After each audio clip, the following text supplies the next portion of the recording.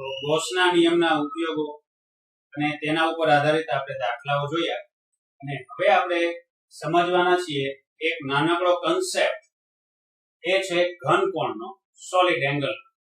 તો ઘનકોણ એ શું છે? તમે સમતલ કોણ જાણો છો, આ ઘનકોણ શું છે? સમતલ કોણ કઈ રીતે? તો પેલા જરાક રિમાઇન્ડ કરી દઈએ કે ધારો કે કોઈ રેખાખંડ છે, રેખાખંડના અંત્ય બિંદુ A અને B હું લઈ લઉં. આ રેખાખંડને તમે જુઓ છો, ધારો કે આ તમારી આંખ છે જે રેખાખંડનું ઓબ્ઝર્વેશન કરી રહી છે. હવે આ રેખાખંડના અંત્ય બિંદુઓ તમારી આંખ સાથે જે ખૂણો બનાવે આ ખૂણાને કહેવાય સમતલ કોણ થીટા. 2 ડાયમેન્શનલ એંગલ છે, બરાબર? સમતલ કોણ થીટા.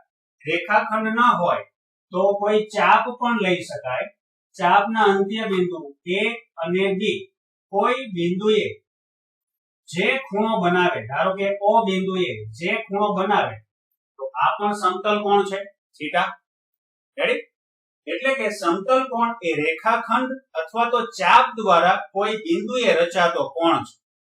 ઓકે, તો ઘનકોણ શું છે? સોલિડ એંગલ શું છે? સોલિડ એંગલ માટે ધારો કે આપણે એક ચોરસ ફ્રેમ લઈએ.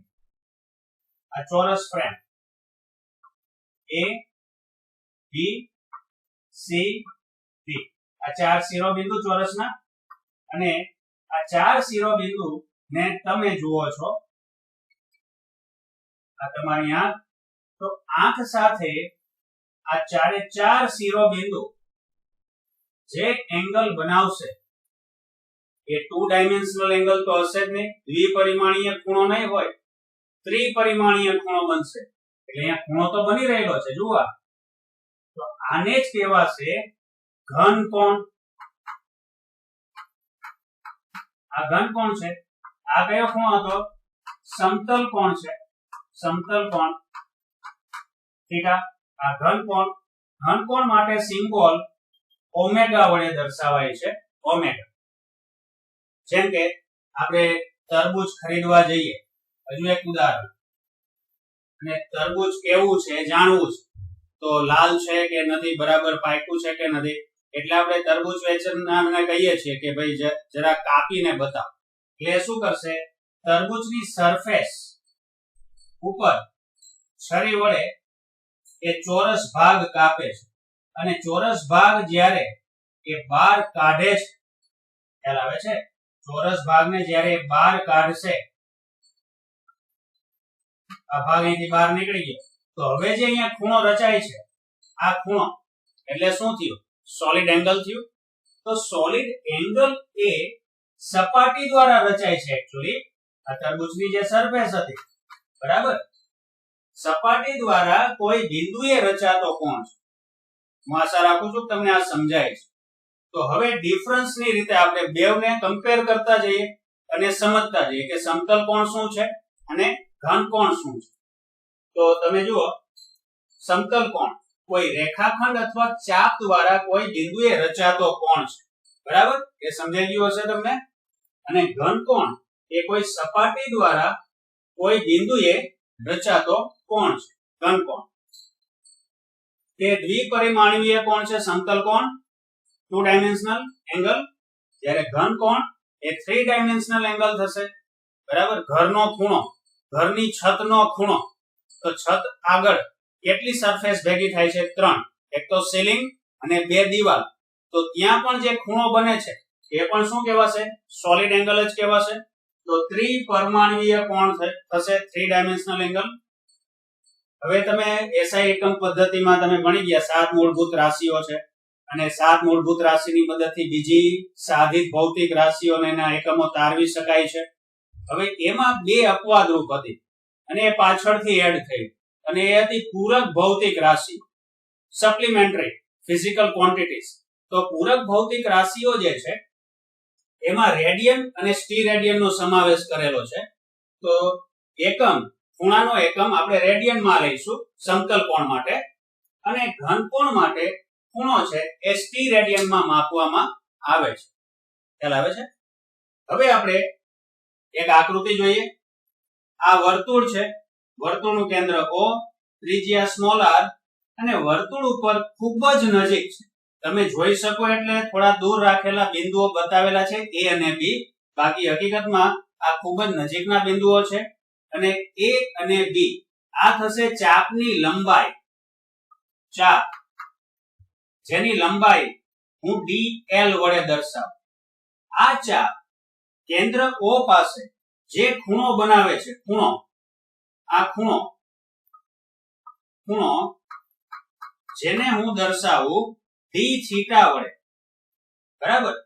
તો ખૂણાની રેડિયનમાં વ્યાખ્યા શું છે? તો ખૂણો બરાબર ચાપ ભાગ્યા ત્રિજ્યા, એની ડેફિનેશન છે. હવે આના ઉપરથી ખૂણો કેટલો લખ્યો આપણે? d theta. ચાપ કેટલી લંબાઈનો લીધો? dl અને છેદમાં ત્રિજ્યા. સમજ પડી? હવે આ બીજી આકૃતિ જુઓ. એ પહેલા હજુ એક વસ્તુ માની લો કે તમને આખું વર્તુળ, મોટો ચાપ લઈ લે, આખું વર્તુળ કેન્દ્ર ઉપર કેટલો ખૂણો બનાવે? તમે જાણો તો છો જ, કેન્દ્ર ઉપર 360 નો ખૂણો બનાવે અથવા 2π રેડિયન નો ખૂણો બનાવે. એ આની મદદથી તમે શોધી શકો કે વર્તુળ માટે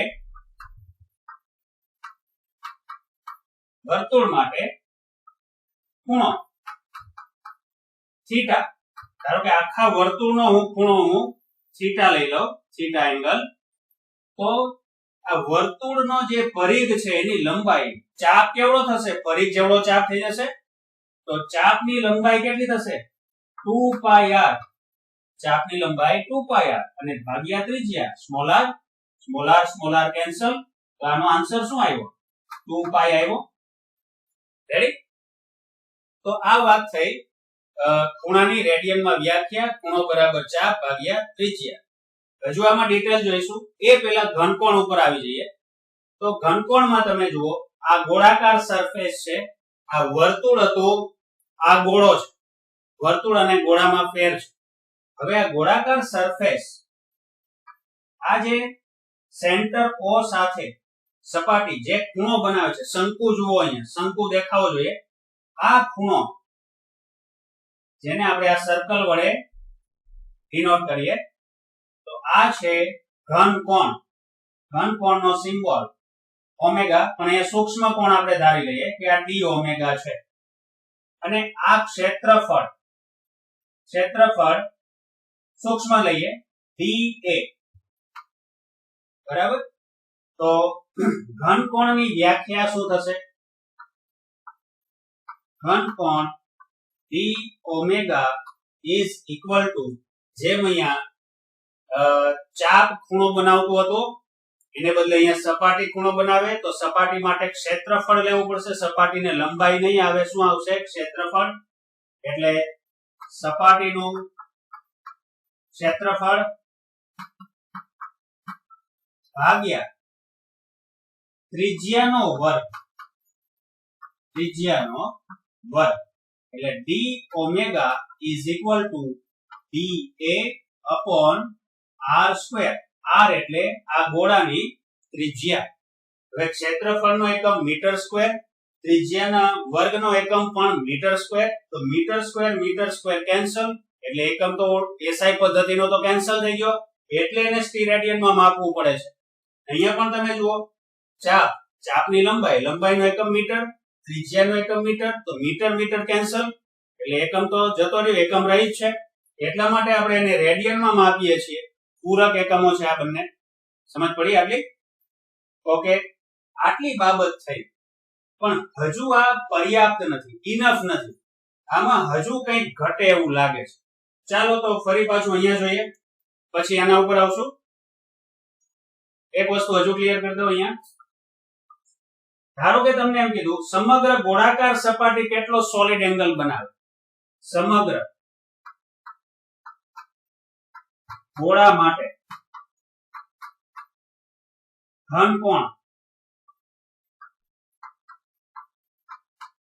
ઓમેગા is equal to, તો તો તમારે સમગ્ર ગોળાકાર સપાટીનું ક્ષેત્રફળ લેવું પડશે અને ગોળાકાર સપાટીના ક્ષેત્રફળનું સૂત્ર શું? સપાટીનું ક્ષેત્રફળ થશે 4πr² છેદમાં ત્રિજ્યાનો વર્ગ એટલે કે r² કેન્સલ તો ઘનકોણ ઓમેગા ઇઝ ઇક્વલ ટુ શું થશે 4π.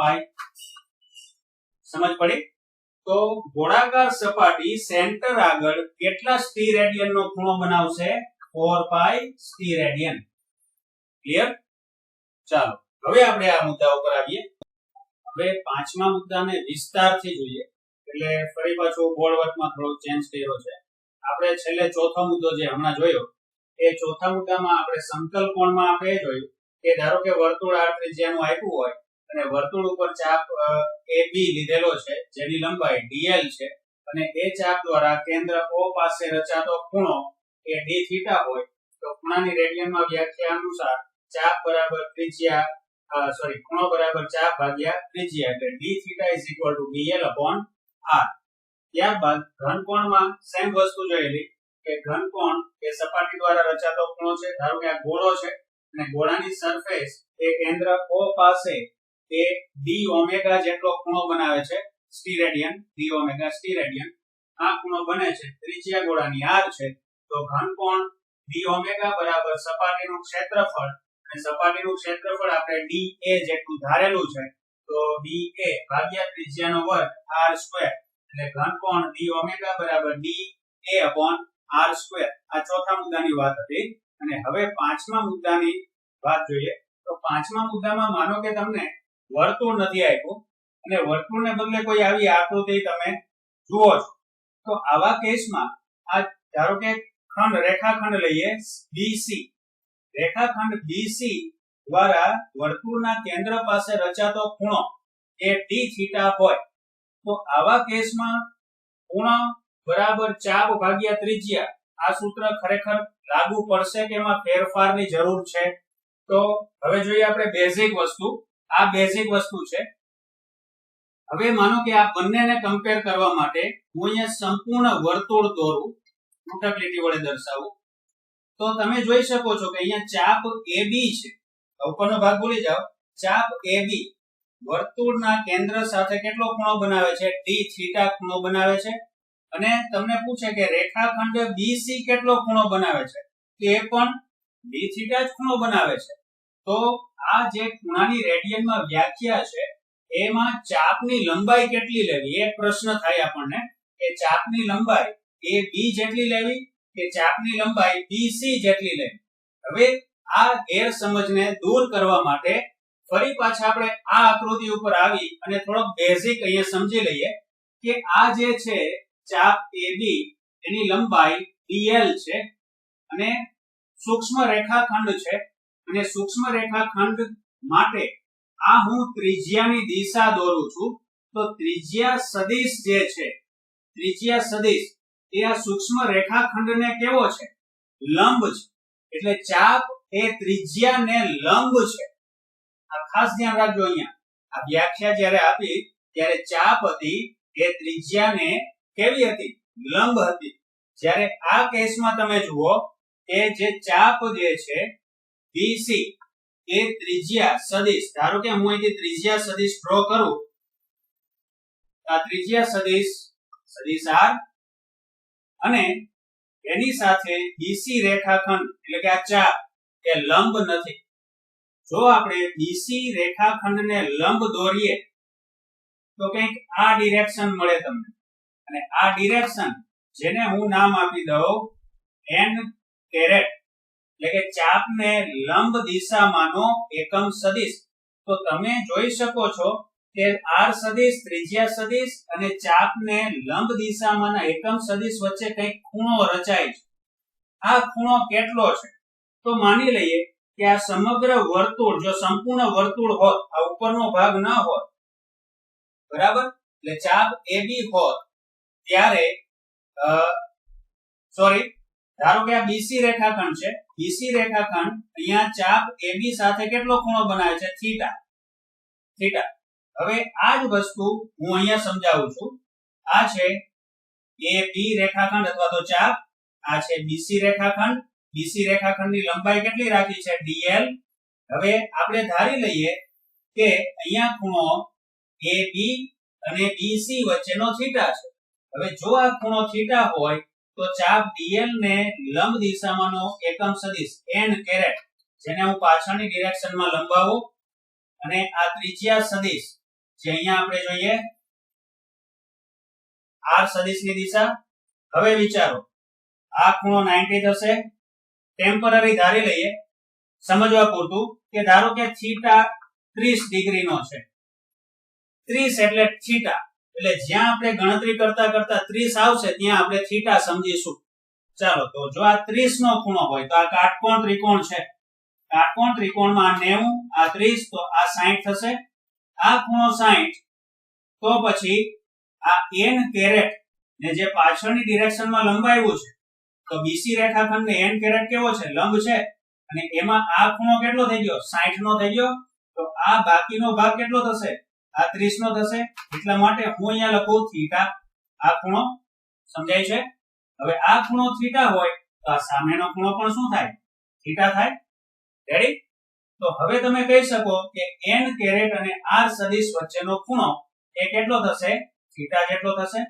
તો હવે ખૂણાની રેડિયનમાં વ્યાખ્યા તો એવું કહી છે કે ત્રિજ્યાને ચાપ કેવો હોવો જોઈએ, લંબ, ત્યારે આપણે આ સૂત્ર લખેલું છે. તો અહીંયા પણ આપણે એવું જ કંઈક કરીએ કે આ ત્રિજ્યા સદિશને આ બીસી રેખાખંડ એટલે કે dl લંબાઈ એ લંબ રહેવી જોઈએ. લંબ તો છે નહીં, તો લંબ કરીએ આપણે. તો તમે આ ABC આ ત્રિકોણાકાર ભાગ જે જુઓ છો એમાં આ સૂક્ષ્મ ભાગ હોવાથી લગભગ કાટકોણ ત્રિકોણ તમે ગણી શકો. તો આ ખૂણો થીટાની આ કઈ બાજુ થશે, પાસેની બાજુ થશે. પાસેની બાજુ અને કર્ણનું માપ કેટલું થશે, dl થશે. dl તો આપેલું છે. તો કર્ણનું માપ જે dl છે આ પાસેની બાજુ છે, અને પાસેની બાજુ ત્રિજ્યાને કેવી છે, લંબ છે. તો ખૂણાની રેડિયનમાં વ્યાખ્યા શું કહી છે કે ચાપ કેવી હોવી જોઈએ, ત્રિજ્યાને લંબ. તો આપણે આવું કહી શકીએ કે આ પાસેની બાજુ એટલે dl cos θ, કર્ણ ગુણ્યા cos θ. ખ્યાલ આવ્યો? કર્ણ ગુણ્યા cos θ. તો dl cos θ ઘટક જે આપણને મળ્યો એ હવે આ ત્રિજ્યા સદિશને કેવો બને છે, લંબ બને છે. રેડી? તો થીટા શું છે, થીટા એ ત્રિજ્યા સદિશ અને આપેલ ચાપની દિશા, ચાપને લંબ દિશામાંના એકમ સદિશ વચ્ચેનો ખૂણો થીટા, n કેરેટ અને r સદિશ વચ્ચેનો ખૂણો. તો હવે મારે બેઝિક ડેફિનેશન ખૂણા માટે લખવી છે. તો BC રેખાખંડ d થીટા ખૂણો બનાવે છે, AB રેખાખંડ પણ d થીટા ખૂણો બનાવે છે. પણ આપણે તો વાત હતી કોની કે BC રેખાખંડ માટે ચાપની લંબાઈ કેટલી લેવી. તો હવે હું અહીંયા લખું છું કે ખૂણો d થીટા બરાબર dl નો r ને લંબ ઘટક ભાગ્યા ત્રિજ્યા, એટલે કે ચાપનો ત્રિજ્યાને લંબ ઘટક ભાગ્યા ત્રિજ્યા. છેદમાં ત્રિજ્યા છે પણ ચાપ કેવી લઈશું, હવે ત્રિજ્યાને લંબ ઘટક વાળી લઈશું.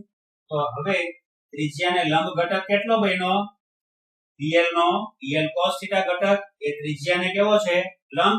એટલે હું અહીંયા d થીટા બરાબર લખી શકું dl cos θ ભાગ્યા ત્રિજ્યા r.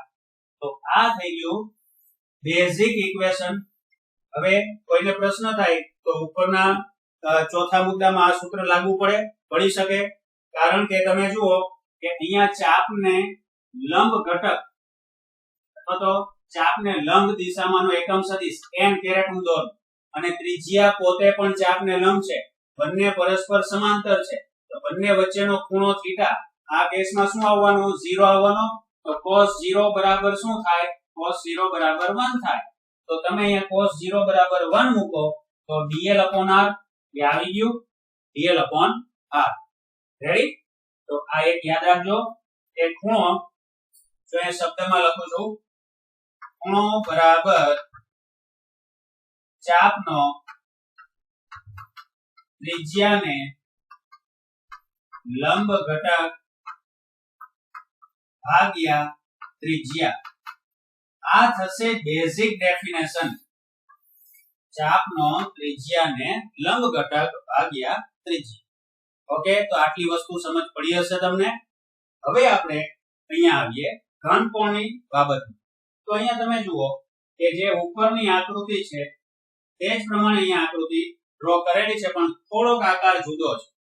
હવે જે અહીંયા શંકુ તમે જુઓ છો એ શંકુની સપાટી બેઝ જે છે એનું ક્ષેત્રફળ dA છે, અને અહીંયા જે ખૂણો બને છે એ d ઓમેગા જેટલો ખૂણો બને છે. રેડી? હવે જો ફરી પાછો ઘનકોણ શોધવાનો પ્રશ્ન પૂછે તો તમે સપાટીનું ક્ષેત્રફળ ભાગ્યા ત્રિજ્યાનો વર્ગ કરવાના છો. તો અહીંયા સપાટીનું ક્ષેત્રફળ ઉપરના કેસમાં કેવું હતું? સપાટીનું ક્ષેત્રફળ ત્રિજ્યા સદિશ જે હતું એને લંબ હતું. ક્ષેત્રફળ સપાટીનું ત્રિજ્યાને કેવું હતું? લંબ.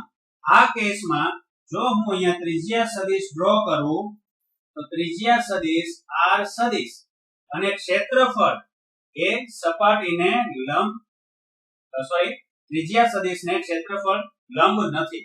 સમજ પડી? તો અહીંયા આ ક્ષેત્રફળ અને ત્રિજ્યા સદિશ, ક્ષેત્રફળ સદિશની દિશા અને ત્રિજ્યા સદિશ વચ્ચેનો ખૂણો થીટા છે. આગળને ચોથો મુદ્દો જે અહીંયા જોયો એ જ રીતે જો આપણે સમજવા જઈએ તો ફરીથી અહીંયા ગોળાકાર ભાગનું આટલો ભાગ ક્ષેત્રફળનો વિચારો, અને આ ક્ષેત્રફળ જે સંપૂર્ણ ગોળાકાર સપાટીનો ભાગ છે, અને અત્યારે તમને આપેલી સપાટીનું ક્ષેત્રફળ આ રીતે છે. બંને વચ્ચેનો એંગલ થીટા છે, માટે અહીંયા ખૂણો પણ શું થાય? થીટા. તો તમારે ગણતરીમાં સપાટીનું ક્ષેત્રફળ કયું લેવાનું છે? સપાટીનું ક્ષેત્રફળ ત્રિજ્યા સદિશને લંબ હોય એવી સપાટીનું ક્ષેત્રફળ લેવાનું છે. એટલે ફરી પાછું જો આ ભાગનું ક્ષેત્રફળ હું dA વડે દર્શાવું તો આ પાસેની બાજુ થીટા બનશે, તો આ થશે dA cos થીટા જેટલું ક્ષેત્રફળ. સેમ આની જેમ જ સમજી શકાય તેવી બાબત છે. તો હવે ઘનકોણ d ઓમેગા માટે હું એવું લખી શકું dA cos થીટા ભાગ્યા r સ્ક્વેર. એટલે ઘનકોણ માટે શબ્દમાં લખાશે ઘનકોણ d omega is equal to ક્ષેત્રફળ નો ત્રિજ્યાને લંબ ઘટક ભાગ્યા r સ્ક્વેર, એટલે કે ત્રિજ્યાનો વર્ગ. ત્રિજ્યાનો વર્ગ. સમજ પડી? Same situation. આ બંને સરખી જ બાબતો છે. અહીંયા dl cos થીટા લખતા હતા, ત્યાં dA cos થીટા લખ્યું છે. ફેર આટલો જ છે. સમજ પડશે હવે? તો આ થશે ઘનકોણની બેઝિક ડેફિનેશન. ખ્યાલ આવ્યો? ઓકે. તો હમણાં આપણે ઘનકોણને લગતી કેટલીક બેઝિક ઇન્ફોર્મેશન જોઈ. સમતલ કોણ અને ઘનકોણ વચ્ચે ડિફરન્સ શું છે એ જોયું, તથા સમતલ કોણ અને ઘનકોણના બેઝિક ઇક્વેશન્સ આપણે જોયા. હવે ઘનકોણને લગતી કેટલીક અગત્યની બાબતો આપણે જોઈએ. બહુ ઈઝી છે. અને પહેલી બાબત ઘનકોણને લગતી અગત્યની બાબતમાં પહેલી બાબત છે કોઈ પણ બંધ પૃષ્ઠ 4π સ્ટીરેડિયન નો ઘનકોણ આંતરિક બિંદુએ રચે છે. કોઈ પણ બંધ પૃષ્ઠ 4π સ્ટીરેડિયન નો ઘનકોણ આંતરિક બિંદુએ રચે છે. આ એમસીક્યુ માટે અગત્યનું રિઝલ્ટ. ચાલો તો હવે જોઈએ. સૌથી પહેલા તમે જુઓ, આ એક અનિયમિત આકારનું બંધ પૃષ્ઠ છે. હું સ્ટેપ જે રીતે સમજાવું છું એ રીતે સમજતા જજો. આ અનિયમિત આકારનું બંધ પૃષ્ઠ છે જેનું નામ S છે. એટલે આ S અનિયમિત બંધ પૃષ્ઠ. હવે આ બંધ પૃષ્ઠ એસ ઉપર તમે પૃષ્ઠખંડ વિચારો. આ પૃષ્ઠખંડનું ક્ષેત્રફળ dA જેટલું છે. એક બંધ સપાટી છે, આ ઘનફળ ઘેરતી સપાટી છે. આ 2 ડાયમેન્શનલ નથી, યાદ રાખજો. આ 3D વ્યૂ છે, એટલે આખો અનિયમિત આકારનો પદાર્થ છે એમ વિચારો. અને અનિયમિત આકારના પદાર્થ ઉપર dA ક્ષેત્રફળ ધરાવતો એક પૃષ્ઠખંડ તમે વિચારો.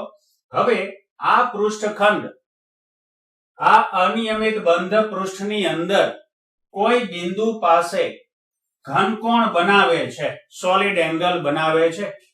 તો આ સોલિડ એંગલ આપણે શોધવો છે કે આખું પૃષ્ઠ કેટલું ઘનકોણ રચે. બરાબર. તો અત્યારે આપણે એવું ધારી લઈએ કે આ બંધ પૃષ્ઠ અંદરનું બિંદુ O છે.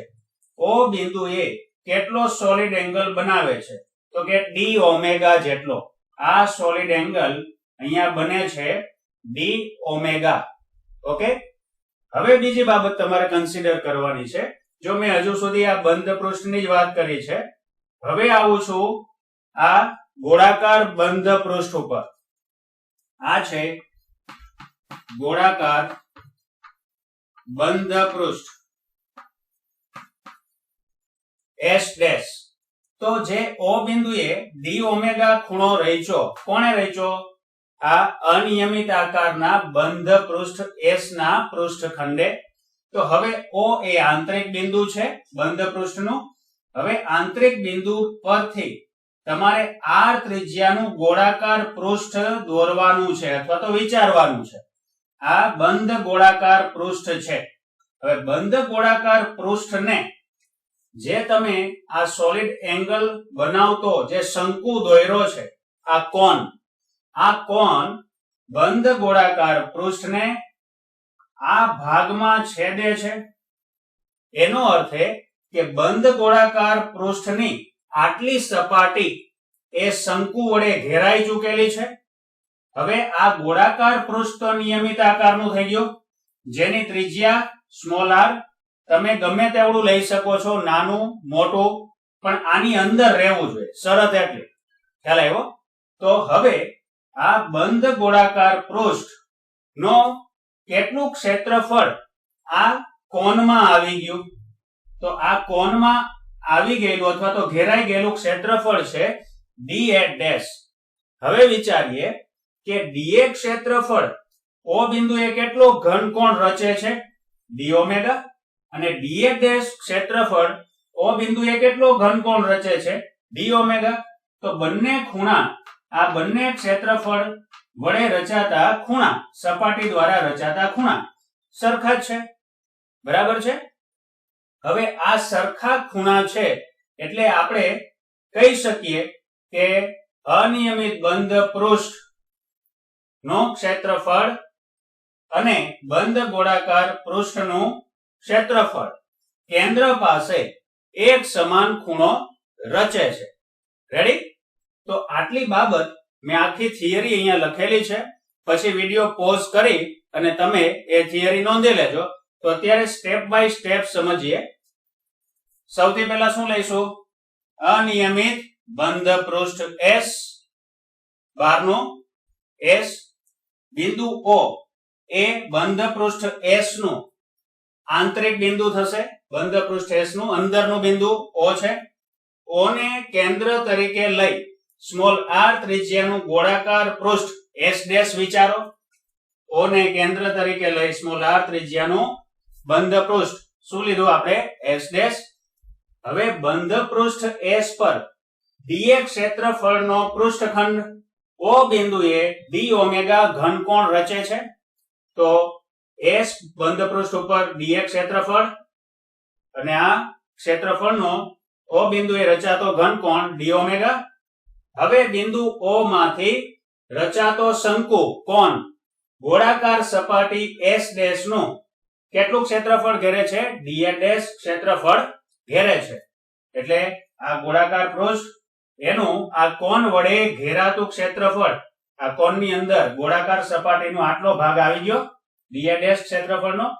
આથી કહી શકાય કે dA ક્ષેત્રફળ દ્વારા O બિંદુએ રચાતો ઘનકોણ d ઓમેગા dA ક્ષેત્રફળ દ્વારા O બિંદુએ રચાતો ઘનકોણ d omega is equal to dA dash ક્ષેત્રફળ દ્વારા O બિંદુએ રચાતો ઘનકોણ. dA ડેશ ક્ષેત્રફળ દ્વારા O બિંદુએ રચાતો ઘનકોણ એટલે કે બંને સપાટીના ઘનકોણ સરખા છે. હવે d omega is equal to તો ઘનકોણની ડેફિનેશન તમે જોઈ ગયા છો. સામાન્ય શબ્દોમાં બોલીએ તો ક્ષેત્રફળ ભાગ્યા ત્રિજ્યાનો વર્ગ, આટલો એનો મીનિંગ છે. અને dA ડેશ અહીંયા ગોળાકાર સપાટીનું ક્ષેત્રફળ dA ડેશ જે છે એના દ્વારા રચાતા ઘનકોણનું સૂત્ર લખવું છે. તો આપણે આગળના વિડીયોમાં શું જોયું હતું, ગોળાકાર સરફેસ હોય તો એના માટે ક્ષેત્રફળ નો ખંડ પૃષ્ઠખંડ dA upon r² એ આગળના વિડીયોમાં જોયું હતું. તો અહીંયા ગોળાકાર સપાટીનો પૃષ્ઠખંડનું ક્ષેત્રફળ શું ધાર્યું છે, dA ડેશ ધારેલું છે. એટલે આપણે dA ડેશ upon ત્રિજ્યાનો વર્ગ કરશું. આમાં શું છે, આના માટે આપણે હેલ્પ કોની લીધી, ગોળાકાર પૃષ્ઠની. કારણ કે અનિયમિત બંધાકાર નું જે પૃષ્ઠ છે એની ત્રિજ્યા આપણી પાસે નથી. તો ત્રિજ્યા મેળવવા માટે આપણે કયો કન્સેપ્ટ યુઝ કર્યો કે આ અનિયમિત આકારની અંદર ગોળાકાર પૃષ્ઠ વિચાર્યું જેથી આપણને ત્રિજ્યા મળે. અને ત્રિજ્યા મળે તો ઘનકોણ શોધી શકાય. અને ઘનકોણમાં ખાસિયત શું રહી કે બંને સરફેસ જે છે નિયમિત સપાટી અને અનિયમિત સપાટી એના પૃષ્ઠખંડો દ્વારા O બિંદુએ રચાતો ઘનકોણ બેનો સરખો છે. એટલે જે d ઓમેગા ખૂણો છે અનિયમિત આકારની બંધ સપાટી ના પૃષ્ઠખંડ દ્વારા રચાતો ખૂણો d ઓમેગા એ આને અનુરૂપ થવાનો છે, dA ડેશ ક્ષેત્રફળને અનુરૂપ. તો dA ડેશ upon r² આ સ્વીકારી શકાય તેવી બાબત છે. હવે તમે વિચારો કે જો આપણે આ અનિયમિત આકારના બંધ પૃષ્ઠ ઉપર ઘણા બધા પૃષ્ઠખંડ વિચારતા જઈએ. થોડા પૃષ્ઠખંડ અહીંયા દર્શાવું છું થોડા અંતરે. તો તમે કંઈક એવું વિચારી શકો કે આ બધા જ ખૂણા ઘનકોણ આ સપાટી દ્વારા O બિંદુએ રચાતો ખૂણો d ઓમેગા, આ સપાટી દ્વારા આ બિંદુએ રચાતો ખૂણો d ઓમેગા. તો છેવટે બધી જ બાજુના પૃષ્ઠખંડ લઈએ, અનિયમિત આકારના બંધ પૃષ્ઠના બધી તરફના પૃષ્ઠખંડો લઈએ અને O બિંદુએ જે ખૂણાઓ રચે છે તેને અનુરૂપ ગોળાકાર સપાટી ઉપર અનુરૂપ પૃષ્ઠખંડ મળવાના જ છે. જેમ કે આને અનુરૂપ આ બનવાનો, આને અનુરૂપ આ બનવાનો. ખ્યાલ આવ્યો? આથી આપણે શું કહી શકીએ કે સમગ્ર બંધ પૃષ્ઠ S ના ગોળાકાર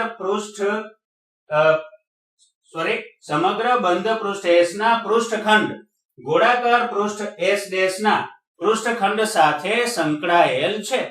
આનો મીનિંગ શું થશે, દરેક પૃષ્ઠખંડ ગોળાકાર પૃષ્ઠખંડ સાથે સંકળાયેલ છે. દરેક પૃષ્ઠખંડ S નું ગોળાકાર પૃષ્ઠખંડ સાથે સંકળાયેલ છે. તો હવે O બિંદુએ રચાતો કુલ ઘનકોણ કેટલો થશે. હવે તમને કોઈ પૂછે કે આખી બંધ સપાટી કેટલો ઘનકોણ રચે, તો તમારે શું કરવું પડશે, આ સૂક્ષ્મ ઘનકોણના બધી બાજુએથી સરવાળો કરવો પડશે. સમગ્ર બંધ પૃષ્ઠ દ્વારા રચાતો કુલ ઘનકોણ એટલે નાની સપાટી દ્વારા રચાતા ઘનકોણોનો સરવાળો. તો કુલ ઘનકોણ ઓમેગા is equal to બંધ સંકલન, બંધ એટલે સપાટી, ક્લોઝ ઇન્ટિગ્રેશન લખ્યું છે અહીંયા. આ વર્તુળ શા માટે દોર્યું, સપાટી કેવી છે, બંધ. એટલે સમગ્ર બંધ પૃષ્ઠ ઉપર સૂક્ષ્મ ઘનકોણોનો સરવાળો. હવે સમીકરણ 1 માં આપણે આ સંકલન લાગુ પાડ્યું છે અહીંયા. તો આ બાજુ પણ સંકલન લેવું પડે. તો સામેની તરફ પણ સંકલન લીધું. હવે એ સંકલનમાં ત્રિજ્યા અચળ છે અને ત્રિજ્યા કોની છે, ગોળાકાર પૃષ્ઠની અચળ છે. અચળ હોવાથી સંકલનની બહાર લીધું. તો બંધ સંકલનમાં શું વધ્યું, dA ડેશ. અને આ તમે જાણો છો કે dA ડેશ સંકલન dA ડેશ એટલે શું, તો કે કુલ ક્ષેત્રફળ. કુલ ક્ષેત્રફળ કોનું, તો આ dA ડેશ કોને લાગુ પડે છે, અનિયમિત આકારને લાગુ પડે કે ગોળાકારને? તો કે ગોળાકારને લાગુ પડે. તો ગોળાકારનું કુલ ક્ષેત્રફળ કેટલું થશે? 4πr². તો r² કેન્સલ. તો છેવટે જવાબ શું આવ્યો? 4π રેડિયન. એનો અર્થ એ કે કોઈ પણ બંધ સપાટી હશે એ સેન્ટર ઉપર કેટલો ઘનકોણ રચવાની છે? 4π રેડિયન. આ યાદ રાખજો, સોલિડ એંગલ છે, દ્વિપરિમાણીય ખૂણો નથી, 3D છે. હવે ધારો કે બીજો એક કન્સેપ્ટ, માનો કે તમને એમ કીધું કે એક સમઘન આકાર છે, સમઘન પૃષ્ઠ, અને આ સમઘન પૃષ્ઠ એના સેન્ટર ઉપર કેટલો ખૂણો બનાવે, બરાબર? તો તમારે સિમ્પલ આની અંદર શું લઈ લેવાનું છે? બંધ ગોળાકાર પૃષ્ઠ લઈ લેવાનું છે. દરેક સપાટી જે ખૂણો બનાવશે તેને અનુરૂપ આ ગોળાકાર સપાટીનો પૃષ્ઠખંડ મળવાનો જ છે તમને.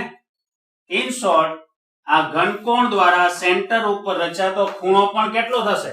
4π રેડિયન જ થશે. ખ્યાલ આવ્યો? એટલે આ તો અનિયમિત આકારનું પૃષ્ઠ હતું, નિયમિત આકારનું લેશો તો પણ 4π રેડિયન આવશે. ધારો કે હું નળાકાર લઉં અને નળાકાર માટે આપણે અહીંયા સેન્ટર ઉપર વિચારીએ કે કેટલો ઘનકોણ રચાશે, તો ફરી પાછું આની અંદર ગોળાકાર પૃષ્ઠ લઈ લેવાનું છે. સમજણ પડી? તો આ નળાકાર ઉપરની તમામ સપાટી આ ગોળાકાર સરફેસ સાથે પણ સંકળાવાની છે. આ રીતે તમે કહી શકો કે કોઈ પણ શબ્દ જુઓ, કોઈ પણ બંધ પૃષ્ઠ 4π રેડિયન નો ઘનકોણ આંતરિક બિંદુએ રચે છે. એક અગત્યનું રિઝલ્ટ છે, આ યાદ રાખજો, ખૂબ જ કામનું છે. ઓકે, તો હવે આપણે બીજો ભાગ જોઈએ આનો. તો હવે આપણે ઘનકોણને લગતી અગત્યની બાબતમાં બીજી બાબત જોઈએ. એક બંધ પૃષ્ઠ 0 રેડિયન જેટલો ઘનકોણ બાહ્ય બિંદુ પર રચે છે, આવું બીજા મુદ્દાની અંદર કીધેલું છે. હવે અહીંયા તમે જુઓ, 4 આકૃતિ દર્શાવેલી છે. 4 આકૃતિમાં એક આ ભાગ જે તમે જુઓ છો, આ વક્ર સપાટી, અર્ધ ગોળાકાર સપાટી છે. કવચને અડધેથી કાપી નાખી છે, એમ વિચારો. કવચ શેલ એને અડધેથી કાપી નાખી છે. આ ભાગ ખુલ્લો છે, વાડકાની જેમ આ ભાગ ખુલ્લો છે, બરાબર? હવે આપણે આ સપાટીની બહારનું બિંદુ O બિંદુ લઈશું. O બિંદુએ આ ખુલ્લા ભાગ દ્વારા ઘનકોણ રચાય છે અને એ ખૂણો ઓમેગા છે. આ ખુલ્લા ભાગનો જે આ બેઝ તમે જુઓ છો, આ અર્ધગોળાકાર સપાટીનો બેઝના પરિઘ ઉપરના તમામ બિંદુઓને O બિંદુ સાથે જોડી દો એટલે આ કોણ જેવી રચના તૈયાર થઈ. આ કોણ જેવી રચના એટલે અહીં સોલિડ એંગલ મળી રહેલો છે, કારણ કે આ ભાગ સપાટી એટલે કે ક્ષેત્રફળ ધરાવી રહેલો છે ભાગ, એટલે ઘનકોણ રચાઈ રહેલો છે. એટલે આ ભાગ આમ જોવા જઈએ તો કંઈક તમે વિચારી શકો કે આ ક્ષેત્રફળ સપાટીનું, અને એને લીધે અહીંયા ઘનકોણ રચાય છે. આ ટુકડો તમે જુઓ. રેડી? હવે આપણે શું કરશું કે આ જે ભાગ છે, ખુલ્લો ભાગ, એ ખુલ્લા ભાગને ધીમે ધીમે બંધ કરતા જઈશું. એટલે કે આ સરફેસને આપણે ખેંચી દઈએ, બરાબર? આમ ખેંચી દઈએ અને ખેંચીને જેમ જેમ આગળ લેતા જઈશું, ઇમેજિન કરવા પૂરતું કહું છું, આપણે જેમ જેમ આ સપાટીને ક્લોઝ કરતા જઈશું તેમ તેમ ખુલ્લો ભાગ નાનો થતો જશે. ખુલ્લો ભાગ નાનો થતો જશે તો પેલા કરતા ક્ષેત્રફળ ઘટતું જશે, અને પેલા કરતા ક્ષેત્રફળ ઘટતું જાય તો O બિંદુએ રચાતો ઘનકોણ પણ શું થશે? O બિંદુએ રચાતો ઘનકોણ પેલા કરતા નાનો થતો જશે. એટલે આ સરફેસ હજુ નાની થઈ. રેડી? આ સરફેસ હજુ નાની થઈ. હજુ તમે સરફેસને વધારે સ્ટ્રેસ આપો અને હજુ આ ખુલ્લો ભાગ નાનો કરીએ છીએ. એટલે જેમ જેમ ખુલ્લો ભાગ નાનો થતો જશે, નાનો થતો જાય આ ખુલ્લો ભાગ, આ તમે જે ક્ષેત્રફળ જુઓ છો અહીંયા, એ ખુલ્લો ભાગ નાનો થઈ ગયો તો O બિંદુએ રચાતો ઘનકોણ પેલા કરતા પણ શું થશે? ઘનકોણ ઓમેગા નાનો થતો જશે. રેડી? અને એક સમય એવો આવશે કે આખી સરફેસ ક્લોઝ થઈ ગઈ. સરફેસ S એ શું થઈ ગઈ? ક્લોઝ. એટલે અહીંયા ખુલ્લો ભાગ હવે રહેતો જ નથી અને ખુલ્લો ભાગ નથી રહેતો તો O બિંદુએ રચાતો ઘનકોણ કેટલો 0. સમજણ પડી? આટલું ક્લિયર થયું હશે? તો હવે આપણે એવું કહી શકીએ કે જો અર્ધગોળાકાર પૃષ્ઠની સપાટી ધીમે ધીમે બંધ કરતા જઈએ તેમ તેમ ઘનકોણ ઓમેગા ઘટતો જાય છે અને જ્યારે સપાટી સંપૂર્ણ બંધ થઈ જશે ત્યારે અહીંયા બાહ્ય વિસ્તારમાં એ ખુલ્લો ભાગ રહેતો નથી. ખ્યાલ આવ્યો? અને બાહ્ય બિંદુ O પર રચાતો ઘનકોણ 0 મળશે. તો આ છે બીજું અગત્યનું પરિણામ. ઓકે, તો ઘનકોણને લગતી કેટલીક બાબતો જોયા પછી અત્યારે એક આપણે અગત્યનું રિઝલ્ટ મેળવવા જઈ રહેલા છીએ અને ખૂબ જ અગત્યનું સૂત્ર એ તમને ઘનકોણના કન્સેપ્ટ માટે કામ આવશે. તો ટોપિક છે શંકુના શિરોબિંદુએ રચાતા ઘનકોણ ઓમેગા અને અર્ધકોણ ફાઈ વચ્ચેનો સંબંધ. તો પહેલા તો ટોપિક શું કહેવા માંગે છે એ સમજી લઈએ. તો તમે અહીંયા જુઓ, એક ગોળાકાર સપાટી છે અને આ ગોળાકાર સપાટી ઉપર મેં ધારી લીધું છે કે A થી B સુધીની જે ગોળાકાર સરફેસ છે, A થી B સુધીની ગોળાકાર સરફેસ એ O બિંદુએ જે ખૂણો રચે સોલિડ એંગલ તે ઓમેગા છે. હવે આ ઓમેગા જેટલો ઘનકોણ રચાવાને લીધે આ ગોળાકાર સરફેસમાં એક શંકુ જેવી રચના તૈયાર થઈ ગઈ અને આ શંકુ જેવી રચનામાં શંકુનો અર્ધકોણ એવું કીધું છે. શંકુનો અર્ધકોણ એટલે અડધો ખૂણો, આ મેં ફાઈ અહીંયા લખેલો છે, આ ફાઈ, અને સોલિડ એંગલ એટલે કે ઘનકોણ, આ છે શંકુનો ઘનકોણ ઓમેગા, એની વચ્ચેનો સંબંધ આપણે મેળવવાનો છે. ખાસ ધ્યાન રાખજો, ફાઈ એ શું છે? શંકુનો અર્ધકોણ છે, અડધો ખૂણો છે, સમગ્ર ખૂણો નથી. અને બીજી બાબત, ઓમેગા સોલિડ એંગલ છે, ઘનકોણ છે, જ્યારે ફાઈ એ દ્વિપરિમાણીય કોણ એટલે કે સમતલ કોણ છે. એ ખાસ વસ્તુ ધ્યાનમાં લેજો, દ્વિપરિમાણીય કોણ. રેડી? હવે સાદુરૂપ કઈ રીતે આપ? તો આપણે તો શંકુ શબ્દ ઉપયોગમાં લીધો છે થિયરીમાં, એટલે આપણે ગોળાકાર સરફેસ ને ધ્યાનમાં નહીં લઈએ, માત્ર શંકુને ધ્યાનમાં લઈશું. તો તમે અહીંયા બીજી આકૃતિ જે જુઓ છો એ પહેલી આકૃતિનો આટલો ભાગ અહીંયા થોડોક વિસ્તારથી દર્શાવેલો છે આ બીજી આકૃતિમાં. હવે તેમાં તમે જુઓ, શંકુની તિર્યક ઊંચાઈ જે છે એ ત્રિજ્યા જેટલી થશે. આ ગોળાની ત્રિજ્યા કેટલી છે? Capital R. તો આપણે આ કેપિટલ R એ શંકુની શું બનશે? તિર્યક ઊંચાઈ. રેડી? હવે આપણે શું શોધવું છે?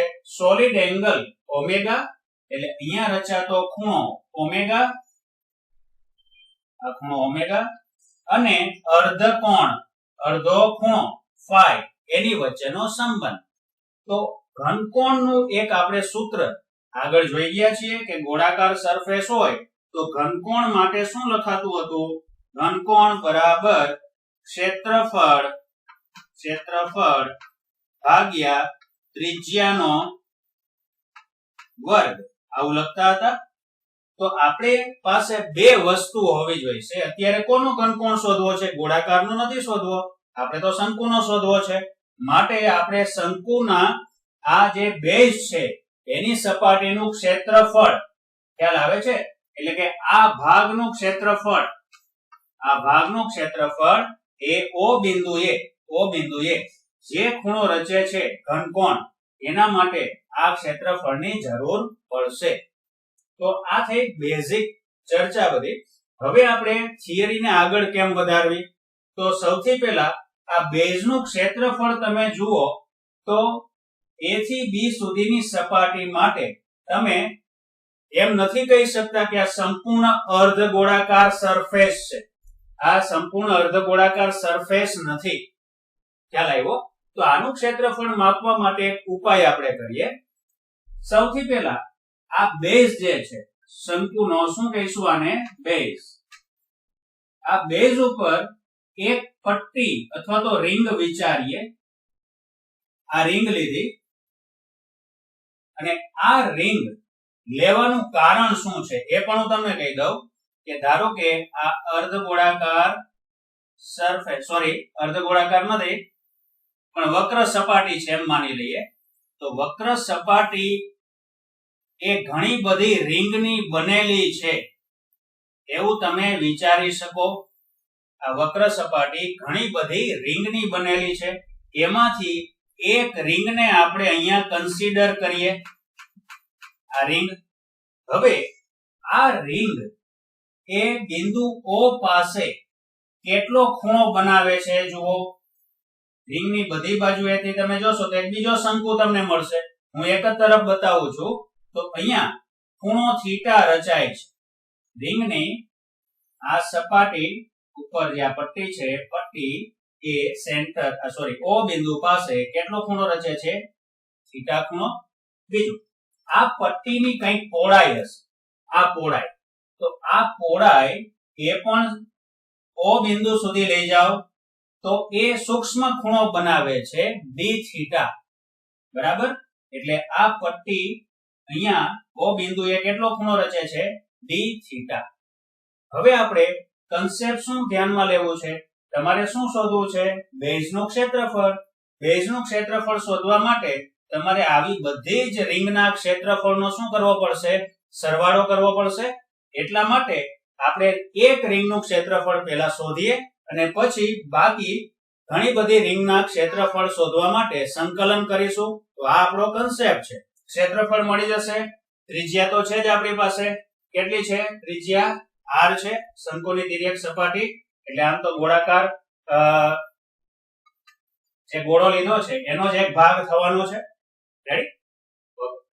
તો હવે તમે જુઓ, આ O બિંદુમાંથી શંકુના બેઝ તરફ એક આ ઉર્ધ્વ રેખા મેં દોરી. આ ઉર્ધ્વ રેખા ને જરા ધ્યાનમાં, અને આ જે રિંગ છે એને ધ્યાનમાં. તો આ રિંગની ત્રિજ્યા થવાની છે. વિચારજો, આ રિંગ પાછળની તરફ પણ જશે આ રીતે.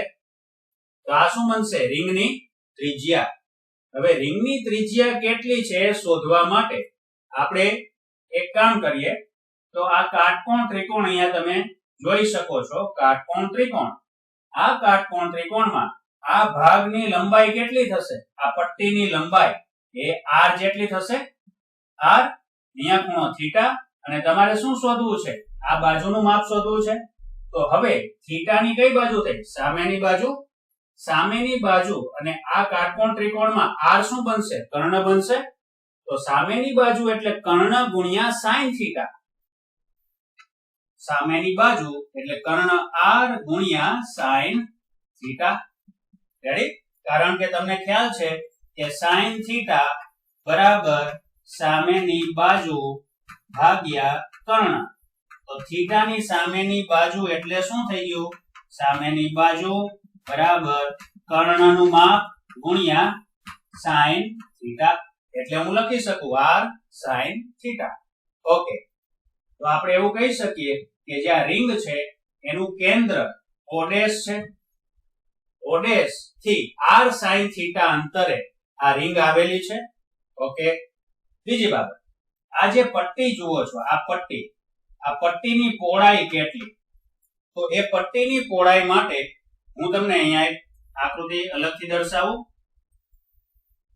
આ બિંદુઓ, આ પટ્ટીની પહોળાઈ શોધવા માટે જો આ રીતે રિંગ જાય છે, આ રિંગ જાય છે. આ ખૂણો કેટલો છે? d થીટા છે. d theta. અને આ લંબાઈ કેટલી છે? O બિંદુ સુધીની r જેટલી છે. હવે આ ચાપ બનવાનો છે. પટ્ટીની પહોળાઈ એટલે આ શું થઈ ગયું? ચાપ. અહીંથી અહીંયા સુધીનો શું બનશે? ચાપ બનશે. ખ્યાલ આવે છે? તો ચાપ બરાબર ખૂણો ગુણ્યા ત્રિજ્યા. કારણ કે ખૂણો બરાબર ચાપ ભાગ્યા ત્રિજ્યા છે. તો ચાપ બરાબર શું થશે? ખૂણો ગુણ્યા ત્રિજ્યા થશે. ખ્યાલ આવ્યો? તો ખૂણો કેટલો છે d થીટા અને ત્રિજ્યા કેટલી છે r. તો આ પટ્ટીની પહોળાઈ કેટલી થઈ r d થીટા ત્રિજ્યા ગુણ્યા ખૂણો. સમજણ પડી? આ પટ્ટીની પહોળાઈ આપણે શોધી લીધી છે. ઓકે, હવે પટ્ટીની લંબાઈ કેટલી થશે? ટૂંકમાં રિંગની લંબાઈ.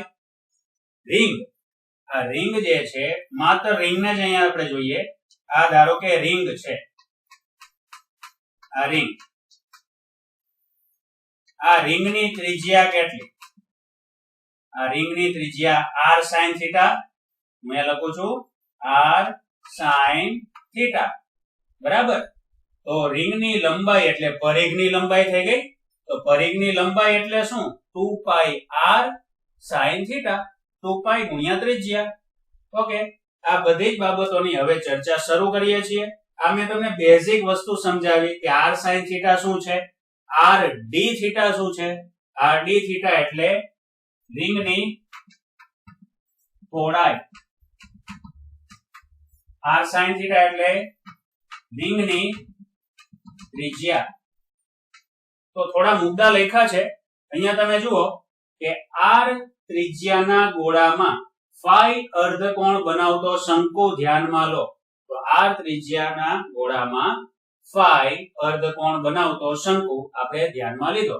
શંકુના બેઝ પર કેન્દ્ર o' થી r sin થીટા અંતરે r d થીટા પહોળાઈની રિંગ વિચારો.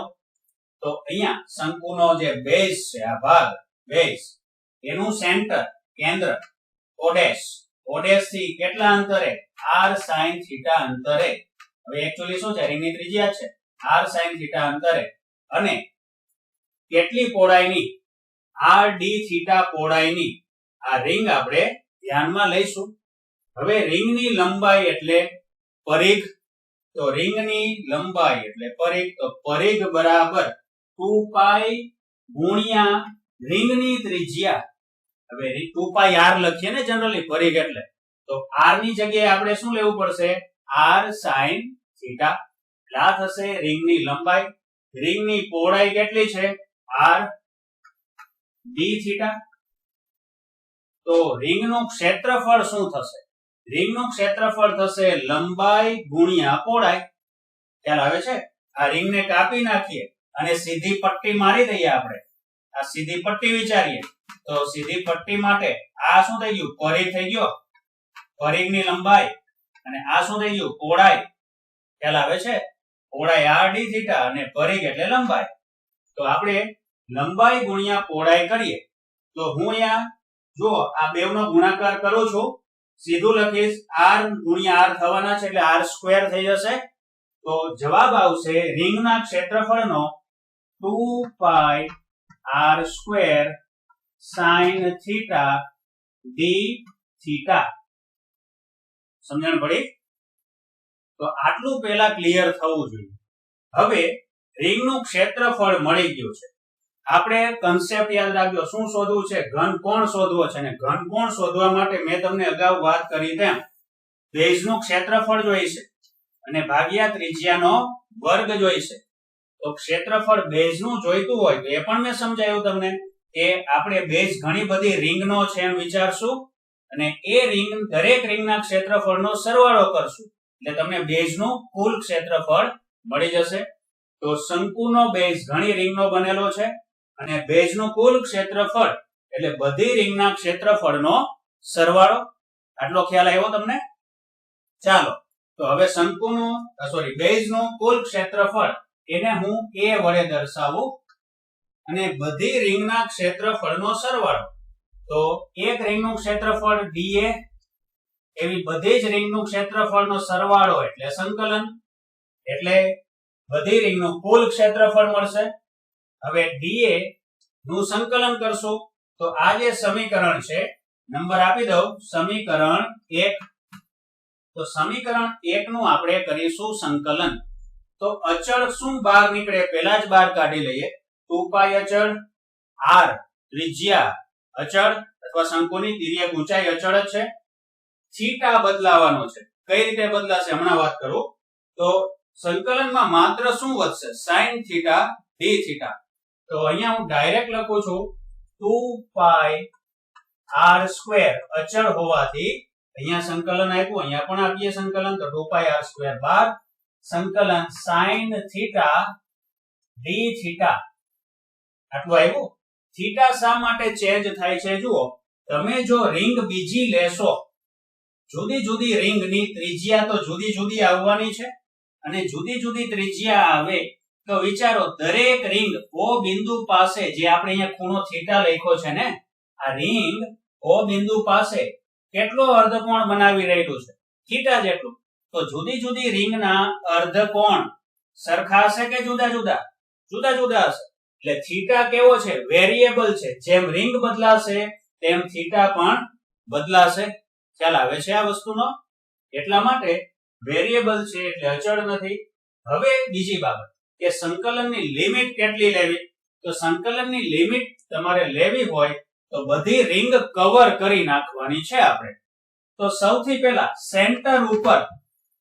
સેન્ટર ઉપર એકદમ સૂક્ષ્મ રિંગ લઈએ, એકદમ બારીક રિંગ, આટલી પહોળી અને આટલી મોટી રિંગ નહીં, એકદમ નાનકડી રિંગ.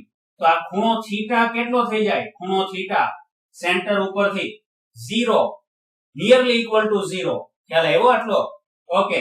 તો પહેલું શરૂઆત થશે O' બિંદુએ રિંગની.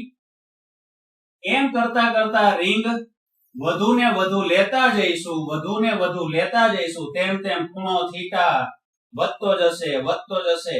ખ્યાલ આવે છે? ખૂણો થીટા બેવ તરફ વધતો જશે. છેવટે એન્ડ આવી ગયો બેઝનો. તો ખૂણો થીટા હવે કેટલો થઈ જશે? જુઓ, છેલ્લી રિંગ માનો કે અહીંયા છે, આ ધારો કે છેલ્લી રિંગ છે, તો છેલ્લી રિંગ માટે સેન્ટર થી આ જે લીટી ઉર્ધ્વ રેખા દોરી છે એની સાથે આ ખૂણો થીટા વધતો phi જેટલો બની ગયો. આ બાજુ પણ વિચારી શકાય, 0 થી phi. એટલા માટે સંકલનની લિમિટ હું લઈશ 0 થી phi. ઓકે.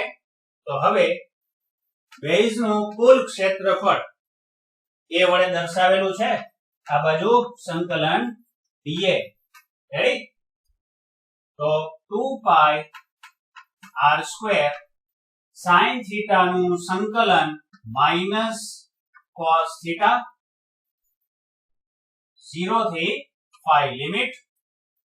તો a is equal to 2 pi r square, upper limit મૂકીએ પહેલા થીટા ને સ્થાને, તો માઈનસ cos phi, પછી માઈનસ કરીને લોઅર લિમિટ મૂકીએ તો માઈનસ, વળી પાછું આ cos પોતે માઈનસ છે, માઈનસ cos 0. રેડી?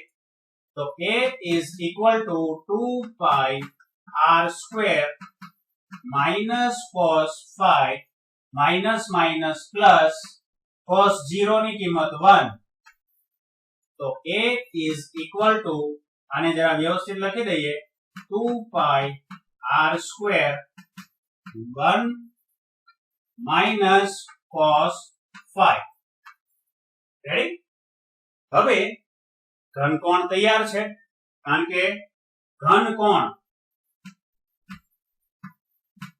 ઓમેગા બરાબર કોણ ઘનકોણ રચે છે? તો કે શંકુનો આ ભાગ, કોણનો ભાગ અહીંયા ઘનકોણ રચે છે ઓમેગા. તો આટલું ક્ષેત્રફળ જોઈશે આપણને, ટોટલ આટલા બેઝનું ક્ષેત્રફળ એ તો મળી ગયું આપણને. એટલે ક્ષેત્રફળ a ભાગ્યા ત્રિજ્યાનો વર્ગ. તો હવે ઘનકોણ omega is equal to 2 pi r square 1 minus cos phi. આપણે કિંમત લીધી ક્ષેત્રફળની, અહીંયા મૂકી છેદમાં r square cancel. Omega is equal to 2 pi 1 minus cos phi. તો જે આ તમે સમીકરણ જુઓ છો એ સમીકરણ એ આપણા થિયરીના હેડિંગને મળતું આવે છે. જુઓ, શંકુના શિરોબિંદુએ રચાતા ઘનકોણ ઓમેગા અને અર્ધકોણ phi વચ્ચેનો સંબંધ. આ સૂત્ર ખૂબ જ અગત્યનું. ખ્યાલ આવશે હવે? તો આપણે ઘનકોણના કન્સેપ્ટને આપણે જોયો.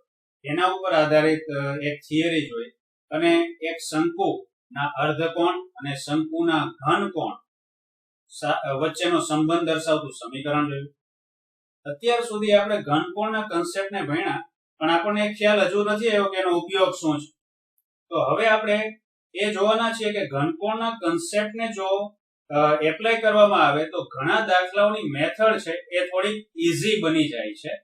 જેમ કે મેં તમને અગાઉ એક બિંદુવત વિદ્યુતભાર Q ને લીધે કોઈ તકતી સાથે સંકળાતું ફ્લક્સ શોધીને તમને આપેલું હતું, અને ત્યારે પાછું એ પણ કીધેલું કે આ જ દાખલો હું બીજી મેથડ થી ગણાવીશ. તો હવે આપણે ઘનકોણના કન્સેપ્ટ થી એ દાખલો ગણવા જઈ રહેલા છીએ. તો દાખલો ફરી પાછો અહીંયા જોઈશું, એ જ દાખલો પણ મેથડ બીજી, અને તમને ખ્યાલ આવશે કે ત્યારે જે દાખલો ગણ્યો હતો ત્યારે સંકલનની એક પદ્ધતિ પહેલા મારે સમજાવવી પડેલી હતી, અને એનો જવાબ પહેલા સમજીને પછી દાખલો સ્ટાર્ટ કરેલો હતો કે સંકલનનો જવાબ શું આવે. ઓકે, યાદ આવ્યું? ફરી પાછો એ વિડિયો જોઈ લેજો તો તમને વધારે ખ્યાલ આવશે કે બંને મેથડમાં ઈઝી કયું પડે છે. તો હવે જોઈએ બિંદુવત વિદ્યુતભાર Q. દાખલો આ હતો, બિંદુવત વિદ્યુતભાર Q થી x અંતરે રહેલ સ્મોલ a ત્રિજ્યાની તકતી સાથે સંકળાતું ફ્લક્સ ઘનકોણના કન્સેપ્ટ દ્વારા મેળવો. તો અહીંયા બિંદુવત વિદ્યુતભાર Q છે, Q થી x અંતરે એક તકતી રહેલી છે અને તકતીની ત્રિજ્યા સ્મોલ a છે, એની સાથે સંકળાતું ફ્લક્સ આપણે શોધવું છે.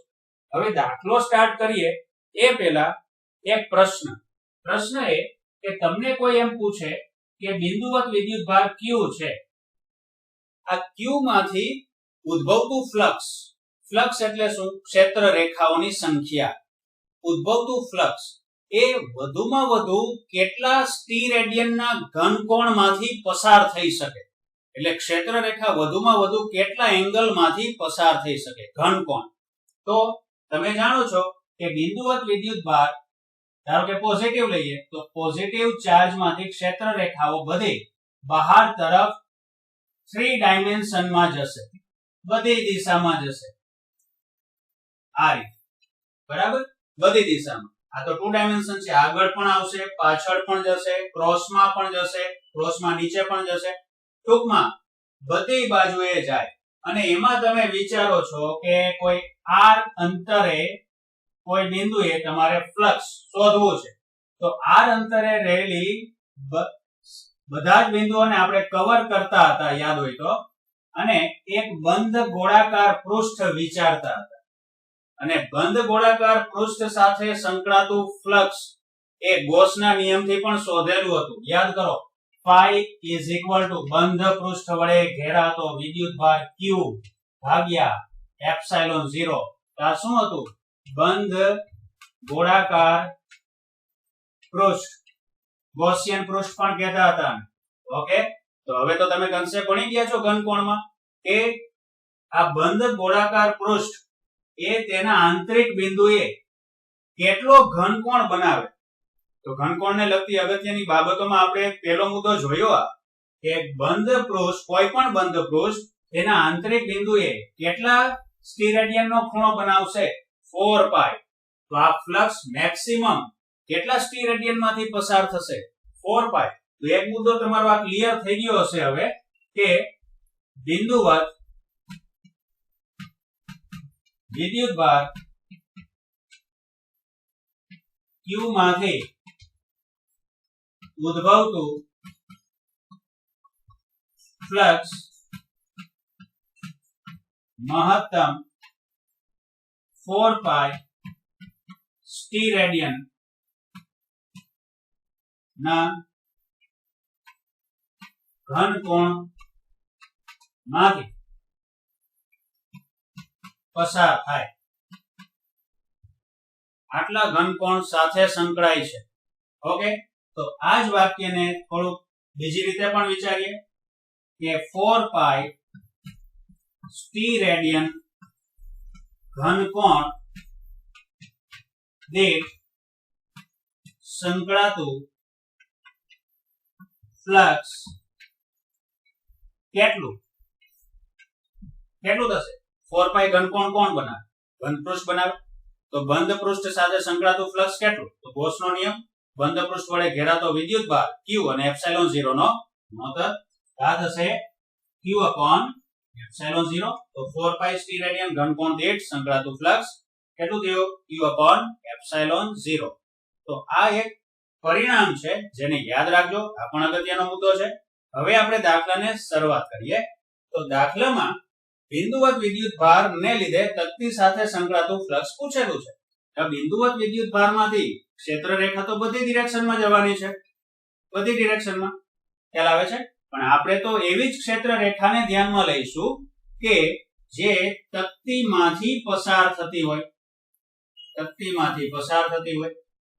તો હવે ઘણી બધી ક્ષેત્ર રેખા તકતીમાંથી પસાર થઈ રહેલી છે એમ વિચારજો બધી બાજુએ જાય છે એમ વિચારજો આટલા એરિયામાંથી રેડી ઓકે તો હવે તમે વિચારો કે આ q વિદ્યુત ભારમાંથી નીકળતું અને તકતી સાથે સંકળાતું ફ્લક્સ q વિદ્યુત ભાર પાસે એક કોણ જેવી રચના કરી રહેલું છે બની ગયો કોણ ને આવી ગયો ઘન કોણ તો આ છે અહીંયા રચાતો ઘન કોણ કયો ઓમેગા અને આ શંકુનો 2 ડાયમેન્શનલ અર્ધ કોણ કેટલો phi અને phi અને ઓમેગા વચ્ચેનો સંબંધ હમણાં થિયરીમાં આપણે જોયો શું હતો કે ઘન કોણ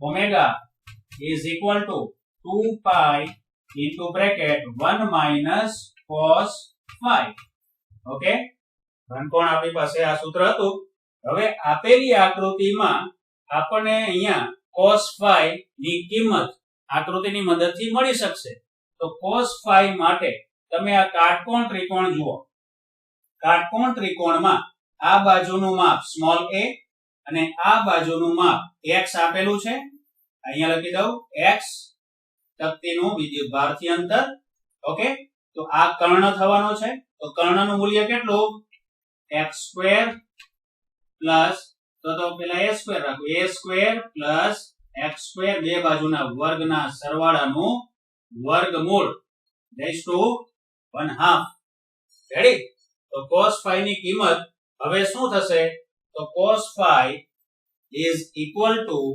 પાસેની બાજુ phi ની પાસેની બાજુ x ભાગ્યા કર્ણનું માપ √a² x² ક્લિયર આ કિંમત હવે જો આપણે ઘનકોણના ઇક્વેશનમાં મૂકીએ તો ઘનકોણનું ઇક્વેશન આપેલી આકૃતિ માટે શું બનશે 2 pi into bracket 1 minus x upon √a² x² આટલું બન્યું આ સમીકરણ ધારો કે 1 છે હવે શું શોધવું છે ફ્લક્સ તો એક માપ આપણને મળી ગયું છે અત્યારે જો કે જો ઘનકોણ 4 pi સ્ટી રેડિયન નો હોત તો ફ્લક્સ કેટલું મળત q upon એપ્સિલોન 0 જેટલો q વિદ્યુત ભારને લીધે મેક્સિમમ ફ્લક્સ એટલું મળી શકત પરંતુ આ કઈ બંધ સપાટી તો છે નહીં જો બંધ સપાટી હોત વિચારો આ રીતે આમ બંધ સપાટી હોત તો ટોટલ ફ્લક્સ કેટલું મળત q upon એપ્સિલોન 0 જેટલું પણ આટલા વિસ્તારમાંથી પસાર થતું ફ્લક્સ કેટલું ચાલો ત્રિરાશી મૂકીએ તો 4 pi સ્ટી રેડિયન અથવા તો હું સિમ્પલ લખું છું 4 pi ઘન કોણ દીઠ ફ્લક્સ કેટલું મળે આપણને q upon એપ્સિલોન 0 જેટલું તો તેથી અહીંયા ઘન કોણ કેટલો મળ્યો આપણને 2 pi into 1 minus x upon √a² x² ઘન કોણ દીઠ ફ્લક્સ phi આ દાખલા માટે phi is equal to ચાલો સાદુરૂપ આપીએ q upon એપ્સિલોન 0 ગુણ્યા થશે 2 pi into bracket 1 minus x upon √a² x² છેદમાં 4 pi રેડી તો હવે phi is equal to આ 2 pi અહીંયા કેન્સલ થશે q q upon 2 epsilon 0 into bracket 1 minus x upon under root a square plus x square. તો આ આવી ગયો આપણો આન્સર. તો તમે જુઓ આન્સર અહીંયા લખી રાખેલો હતો પહેલેથી, કારણ કે આ જ આન્સર આપણે આગળ ફ્લક્સ જ્યારે શોધેલું હતું તકતી સાથે ત્યારે મેળવેલો હતો. તો તમે જોઈ શકો છો કે ઘનકોણની મદદથી આ દાખલો ગણવો એ ઈઝી છે. રેડી? ઘનકોણ ઉપર આધારિત અને ફ્લક્સ સંબંધિત એક બીજો એક દાખલો જોઈએ. તો દાખલામાં એવું કીધું છે કે બિંદુવત વિદ્યુતભાર q થી a/2 અંતરે રહેલ એ બાજુની ચોરસ સપાટી સાથે સંકળાતું ફ્લક્સ ઘનકોણના કન્સેપ્ટથી શોધો. તો બિંદુવત વિદ્યુતભાર q છે અને q થી a/2 અંતરે એક ચોરસ સરફેસ રહેલી છે જેની લંબાઈ અને પહોળાઈ સરખી a જેટલી છે. ઓકે, દાખલો ગણીએ એ પહેલા જરા યાદ કરો કે જો બિંદુવત વિદ્યુતભાર મોઢે થઈ શકે એવો દાખલો છે. આમ તો બિંદુવત વિદ્યુતભાર કોઈ સમઘન સપાટીની અંદર હોય, સમઘન સપાટીની અંદર આ સ્મોલ q ચાર્જ હું લઈ લઉં, બરાબર? અને હવે ગોસના નિયમથી આપણે ગણીએ કે ભાઈ આ સમઘન સપાટી સાથે સંકળાતું ફ્લક્સ કેટલું. તો ફ્લક્સ શું થશે? સમઘન સપાટી એટલે સમઘન પૃષ્ઠ થઈ ગયું, બંધ પૃષ્ઠ થઈ ગયું, અને બંધ પૃષ્ઠ વડે ઘેરાતો વિદ્યુતભાર q. તો ફ્લક્સ નો જવાબ શું આવશે? q upon epsilon 0.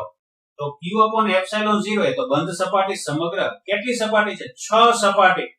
તો 6 સપાટી સાથેનું ફ્લક્સ થયું. હવે તમને એમ પૂછે કે આ એક સપાટી સાથેનું ફ્લક્સ શોધો. ચાલો, તો આ એક સપાટી સાથે ફ્લક્સ કેટલું?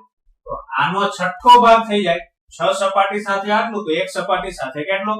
તો એક્ચ્યુઅલી આ બાજુ પણ સપોઝ a જેટલી જ હોય, બરાબર? અને આ સેન્ટરમાં છે એટલે a/2 અંતરે હોય, a/2 અંતર. તો આ દાખલા જેવી સ્થિતિ થઈ ગઈ. તો આનો આન્સર શું આવે? 5 છઠ્ઠો ભાગ. તો q/6 epsilon 0. આ તો ગોસના નિયમની મેથડ થઈ. હવે આપણે ઘનકોણની મદદથી શોધીએ. તો ધારો કે તમને ફરી પાછું હું એમ પૂછું કે આ સમઘન સરફેસ છે, સમઘન સરફેસ, એ સમઘન સરફેસ સેન્ટર સાથે કેટલા સ્ટીરેડિયન નો ખૂણો બનાવે? યાદ કરો, સમઘન સપાટી એટલે 6 સપાટી અને 6 સપાટી એટલે બંધ પૃષ્ઠ, અને કોઈ પણ બંધ પૃષ્ઠ એ સેન્ટર સાથે કેટલો ઘનકોણ આંતરશે? 4π સ્ટીરેડિયન નો. 4π સ્ટીરેડિયન નો ખૂણો બનાવે. ખ્યાલ આવે છે? અહીંયા કેટલો એંગલ બનશે? 4π સ્ટીરેડિયન. રેડી? અને હવે હું તમને એમ પૂછું કે એક સપાટી સેન્ટર સાથે, એક જ સપાટીને જરા ધ્યાનમાં લો. તો એક સપાટી સેન્ટર સાથે કેટલો એંગલ બનાવશે? કેટલા સ્ટીરેડિયન નો ઘનકોણ બનાવશે? તો 6 સપાટી જો 4π સ્ટીરેડિયન બનાવે તો એક સપાટી કેટલો બનાવશે? છઠ્ઠા ભાગનો બનાવશે. જો રાશિ લખો. 6 સપાટી દ્વારા કેન્દ્ર પર ઘનકોણ બરાબર 4π સ્ટીરેડિયન, બરાબર? તો તેથી એક સપાટી દ્વારા કેન્દ્ર પર ઘનકોણ બરાબર 4π/6 સ્ટીરેડિયન. 6 સપાટી દ્વારા ઘનકોણ કેટલો? 4π. તો એક સપાટી દ્વારા 4π/6. ચાલો, તો ઘનકોણ એક સપાટીનો તમને મળી ચૂકેલો છે કે આ જે ભાગ છે સેન્ટરનો, આ પોઈન્ટ અહીંયા બતાવ્યો. તો એ સેન્ટરનો પોઈન્ટ અહીંયા જે એંગલ બનાવે છે એક સપાટી, કેટલા સ્ટીરેડિયનનો ઘનકોણ બનશે? 4π/6. હવે ઘનકોણ મળી. હવે ત્રિરાશિ માટે એક અગત્યનું ભાગ કયું? આગળ આપણે જોઈ ગયા કે 4π ઘનકોણ દીઠ ફ્લક્સ કેટલું? યાદ કરો. 4 પાઈ સ્ટીરેડિયન ઘન કોણ દીઠ ફ્લક્સ કેટલું? હવે માનો કે અહીંયા q ચાર્જ હોય તો q ચાર્જ એ કેટલા સ્ટીરેડિયન માં ફ્લક્સ પસાર કરશે? તો q ચાર્જ એ 4 પાઈ સ્ટીરેડિયન માં ફ્લક્સ પસાર કરશે તો ફ્લક્સ કેટલું થશે? q upon epsilon 0 આવી ગયું છે આગળ.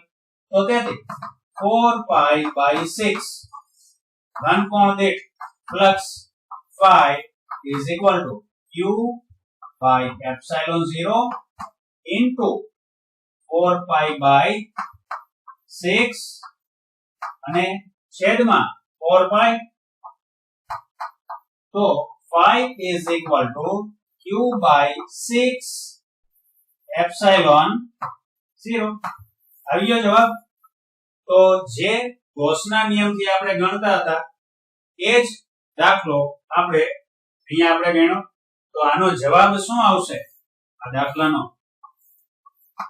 કે q વિદ્યુત ભારને લીધે આ ચોરસ સપાટી સાથે સંકળાતું ફ્લક્સ q upon 6 epsilon 0 જેટલું હોય છે. રેડી?